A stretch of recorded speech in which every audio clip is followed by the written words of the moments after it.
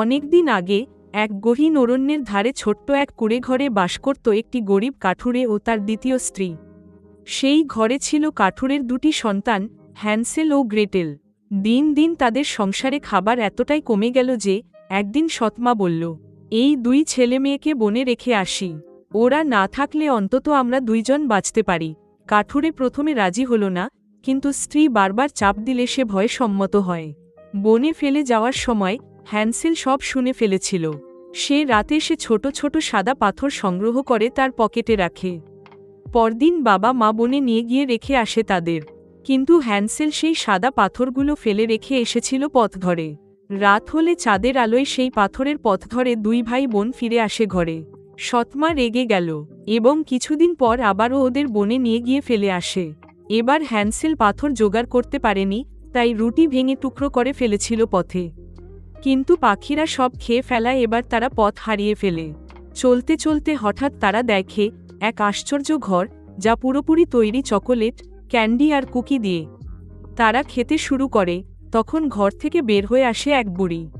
সে খুব মিষ্টি গলায় বলল, এসো আমার ঘরে, তোমরা খুব ক্লান্ত। তোমাদের জন্য দুধ আর কেক আছে। কিন্তু সেই বুড়ি ছিল এক ভয়ঙ্কর ডাইনি। সে হ্যান্সেলকে একটি খাঁচায় আটকে রাখে এবং গ্রেটেলকে দিয়ে রান্নাবান্না করায়। ডাইনি পরিকল্পনা করছিল, মোটা হলে হ্যান্সেলকে রান্না করে খাবে। প্রতিদিন ডাইনি হ্যান্সেলের আঙুল দেখে বোঝার চেষ্টা করত সে মোটা হয়েছে কিনা।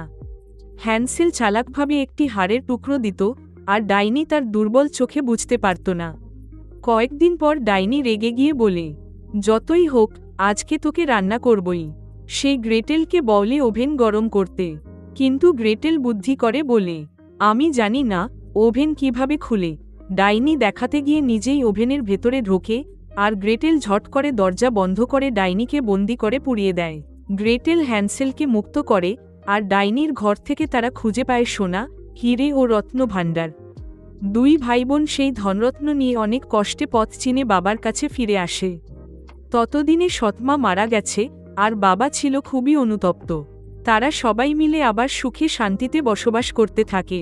গল্পের শিক্ষা, বুদ্ধি, সাহস ও ধৈর্য থাকলে কঠিন সময়েও মুক্তির পথ পাওয়া যায়। আর কখনোই কাউকে খাবারের লোভ দেখিয়ে ফাঁদে ফেলা উচিত নয়।